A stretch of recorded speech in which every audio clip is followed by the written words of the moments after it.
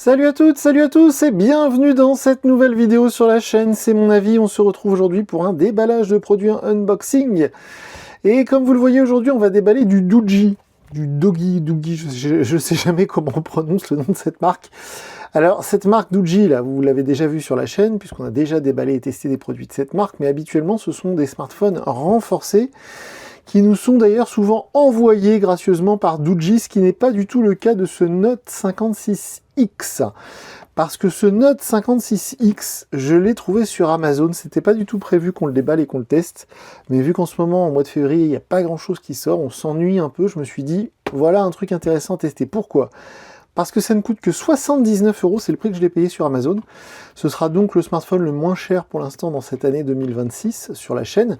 En 2025, on avait déballé et testé l'excellent Realme Note 70T. Le Note 70T qu'on trouve maintenant vers les 60 € sur Amazon. Donc celui-ci est un tout petit peu plus cher. Mais pourquoi il a attiré ma curiosité, ce Note 56X? C'est parce qu'il est sous Android 16, alors que le Realme Note 70T, bien sûr, était sous Android 15. Alors, il y a quand même une interrogation, une curiosité, on va vérifier ça ensemble. Mais en fait, il y a 3 Go de RAM seulement, vous le voyez ici. Alors même si commercialement partout ils mettent en avant les 24 Go, c'est complètement faux, il n'y a que 3 Go de RAM et 64 Go de stockage. Et normalement le vrai Android, je crois savoir que Android 16 il a besoin de 4 Go de RAM pour tourner. Donc s'il n'y a que 3 Go, je me demande si c'est pas Android Go. Donc c'est ça que je voudrais vérifier. Et vous le savez si vous nous suivez depuis longtemps, en tout cas depuis quelques années, on ne teste plus, on ne s'intéresse plus aux smartphones Android Go parce que cette version allégée d'Android, qui s'appelle donc Go Edition, eh bien on ne peut pas installer toutes les applis dessus. Bref, donc vous le voyez ici aussi, c'est bien précisé, c'est 3 Go de RAM, et donc les 24 c'est complètement bidon, mais ça vous en avez l'habitude. De la même manière, si vous nous suivez, la boîte j'aime beaucoup, c'est vert fluo, c'est très sympa, le packaging ça change, et comme je vous le disais, donc la marque Doogee habituellement nous envoie des smartphones ou même des tablettes renforcées, mais ils font aussi des smartphones normaux entre guillemets, donc qui ne sont pas prévus pour tomber, pour aller dans la terre ou pour aller sur les chantiers. Donc c'est un smartphone tout à fait normal, hop, qui donc seulement à 79 €, ça franchement ça me bluffe.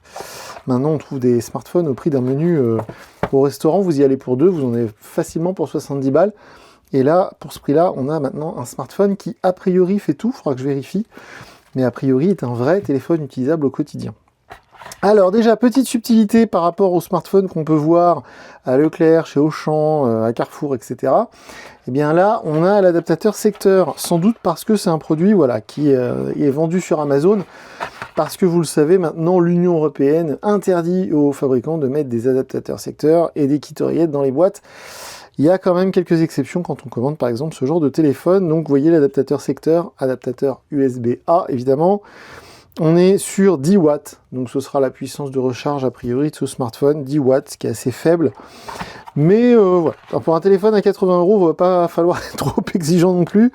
L'adaptateur USB-A, enfin le câble USB-A vers USB-C. Qu'est-ce qu'on a d'autre dans la boîte? On a le petit outil pour sortir le tiroir SIM, ok. On a la fiche énergie, l'étiquette énergie. Alors ça par contre c'est une surprise. Ça signifie que le smartphone était vraiment conçu pour notre marché européen. Ils ont mis l'étiquette énergie dans la boîte et qu'il a passé les tests, les certifications de l'Union européenne, en tout cas des laboratoires certifiés par l'UE. Donc ça, c'est une très bonne chose, c'est une très bonne surprise. Pas que je suis fan de cette étiquette que je trouve un peu bidon depuis qu'elle a été mise en place, mais au moins ça montre que ce téléphone voilà, a été conçu pour notre marché et a passé tout un tas de tests, ce qui est plutôt positif. En tout cas, c'est bon signe. Alors malheureusement, il est mal classé, justement, il est classé D. Je crois que de toutes les étiquettes qu'on a vues sur la chaîne, on n'en avait jamais eu une avec la note D. Parce qu'a priori, voilà, il consomme beaucoup d'énergie. Alors tout ça est assez relatif. On nous donne 44 heures d'autonomie. C'est pas la plus faible qu'on ait vue sur les étiquettes qu'on a déballées sur la chaîne. En chute, il est donné B, ce qui est plutôt bon aussi. On a déjà vu des smartphones notés B ou même C de mémoire. La batterie serait rechargeable 1000 fois, ça c'est assez bidon. La réparabilité est classée B, parce que sans doute les pièces sont difficiles à trouver. Et il n'est pas certifié pour une immersion dans l'eau, puisque IP44, ça signifie que c'est juste une étanchéité à la poussière et non pas à l'immersion dans l'eau. Mais au moins, l'étiquette, elle est là. Donc ça, c'est plutôt une bonne surprise. On a la carte de garantie.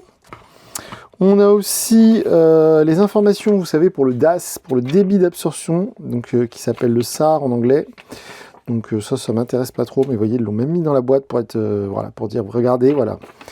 Le DAS, limite DAS, ok, je sais qu'il y en a certains un peu bizarroïdes qui s'intéressent beaucoup à ça. Mais bon. Et on a aussi le guide d'utilisation, qui est d'un format assez original. Merci d'avoir choisi un produit Doogee, ok.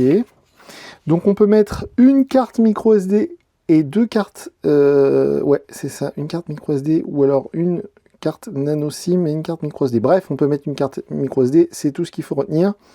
Donc ça, c'est plutôt cool, mais c'est vrai qu'avec 64 Go de RAM, de toute manière, sur ce genre de modèle pas cher, généralement, on peut mettre une carte micro SD. Alors, hop, ce qui est d'ailleurs souvent difficile à comprendre pour certains et certaines d'entre vous, je sais que je reçois des messages qui me disent « je comprends pas, sur un modèle haut de gamme à 1000 €, on peut pas mettre de carte micro SD, et sur un modèle entrée de gamme à 150 €, on peut ». Bah oui, mais a priori, les gens qui achètent un téléphone à 1000 €, ils n'ont pas besoin de stocker leurs photos dans une carte micro SD, ils peuvent se payer un forfait iCloud ou Google Photos. On a la coque qui est préappliquée, donc encore une fois à 79 balles, franchement bravo. La coque transparente, ça va faire plaisir à beaucoup d'entre vous. On va tous voir l'étiquette affreuse derrière parce que personne ne va aller la décoller. Mais voilà, il y a la coque qui est offerte, elle est préappliquée sur le téléphone. Franchement, c'est assez épatant. Faut être très clair sur ce genre de modèle là, sur un truc à 79 balles, Doogee il gagne que dalle. S'il gagne 5 €, c'est le bout du monde. Là, dans un produit comme celui-ci, la marque Doogee, tout ce qu'elle espère, c'est devenir populaire, devenir connu. C'est-à-dire que les gens achètent ça pas cher. Et un jour, à la pause déjeuner au travail, on dit « Oh, c'est quoi ton téléphone ?»« Ah bah j'ai acheté ça pas cher sur Amazon, ça marche vachement bien. » Et hop, la marque, elle est connue. Et voilà. C'est le seul but de ce genre de produit, vraiment très accessible. C'est bien fini. Alors, c'est tout plastique, mais c'est bien fini. Et c'est très drôle parce que je sais pas si vous allez voir, mais les trois capteurs photos sont fortement inspirés, pour pas dire copiés, sur les nouveaux Samsung. Les derniers Samsung, il y a le rond métallique, je sais pas si vous allez voir, qui est un peu strié. Donc il y a des faux airs de Samsung S25 Ultra avec les deux. Alors d'ailleurs, je dois préciser une chose, c'est que là vous avez donc 5 capteurs photo entre guillemets. En fait, il n'y en a qu'un seul. Hein. Tout le reste c'est du bidon, hein. Attention. Hein. Vous voyez, là ils nous ont fait un rond, genre il y a un capteur photo. Là ils nous ont mis aussi un faux capteur photo. Là aussi, là aussi. En fait, il n'y a qu'un seul capteur photo. Je sais même plus c'est quoi la capacité en mégapixels. Je vous reconfirmerai ça dans ma vidéo de test. Mais voilà, c'est-à-dire que c'est trompeur. C'est très bien fait, mais il n'y a pas 5 capteurs photo sur un Doogee Note 56X à 79 €, faut être très clair. Par contre, c'est vrai qu'il est léger, on est en dessous de 200 grammes, donc ça c'est très bien. J'ai plus la capacité de la batterie en tête, mais il faudra qu'on vérifie, on doit être aux alentours de 5000 mAh. Donc voilà, visuellement, l'objet en lui-même est pas mal du tout. Bouton power, alors d'ailleurs je précise qu'il n'y a pas de lecteur d'empreinte à ce prix-là.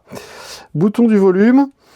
La prise de charge USB-C, la prise casque, le micro, le haut-parleur, parce qu'évidemment, ce prix-là, il n'y aura qu'un seul haut-parleur, et puis le tiroir SIM qui est juste ici. Alors, je sais qu'il y en a beaucoup qui vont être très contents, parce que regardez, ils vous ont même mis un film de protection préappliqué sur l'écran, parce que bien sûr, à ce prix-là, l'écran n'est pas du Corning Gorilla Glass ou ce genre de choses.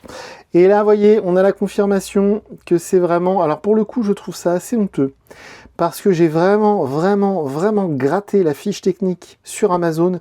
Nulle part il est précisé que c'est une version Android Go.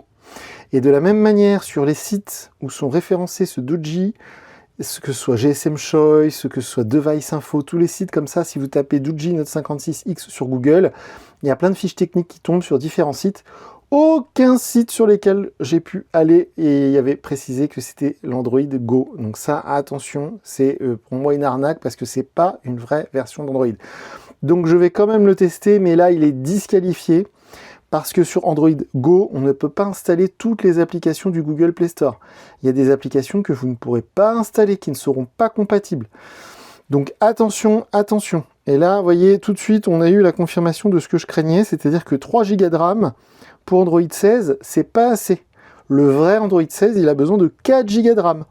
Et donc là, vu qu'il n'y a que 3 Go de RAM, c'est Android Go. Android 16, mais en version Go.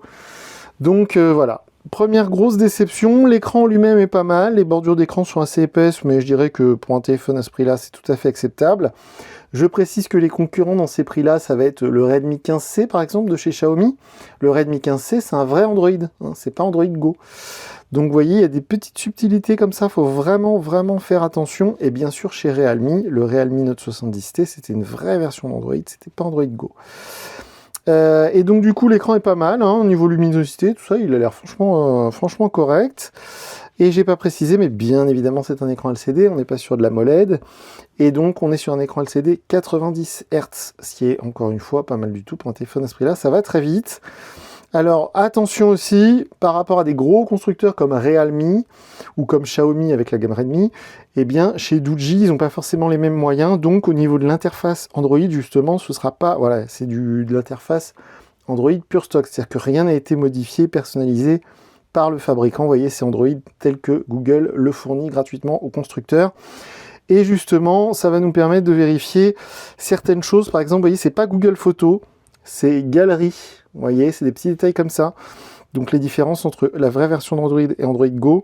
On va avoir aussi une version allégée de Google. Vous savez, la version l'application pour faire des recherches. Google, d'habitude, on l'a sur la page d'accueil.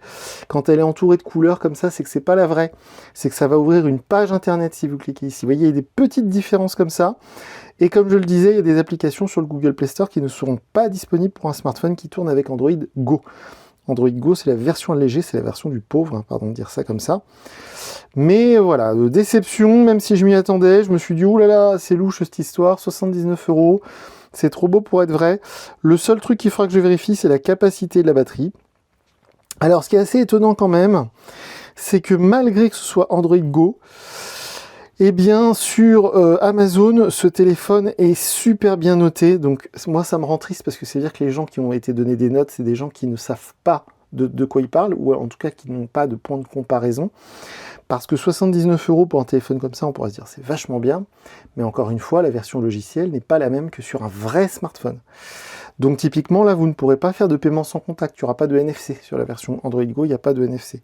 Donc il y a des petites choses comme ça qui vont vous mettre en difficulté. Alors, vous pourrez quand même passer des appels, faire des snaps ou ce genre de choses, mais il y a plein de trucs que vous ne pourrez pas faire.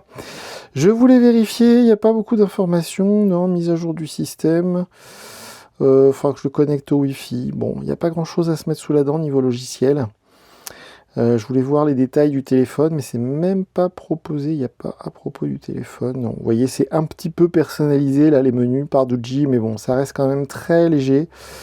On n'a que voilà, la version, le modèle, la RAM, et puis la version Android, mais par contre, ouais. Ça craint du boudin, pardon pour l'expression. Bref, alors, comme d'habitude, je vais quand même tester ce smartphone. Ça sort de notre charte habituelle qui refuse donc les smartphones qui tournent avec cette version allégée d'Android, mais là, malgré toutes les précautions que j'ai prises, je n'ai trouvé l'info nulle part, même sur le site officiel de Doogee, c'était pas précisé. C'est vraiment pas bien. On a aujourd'hui plein de lois en France qui régissent tout et n'importe quoi.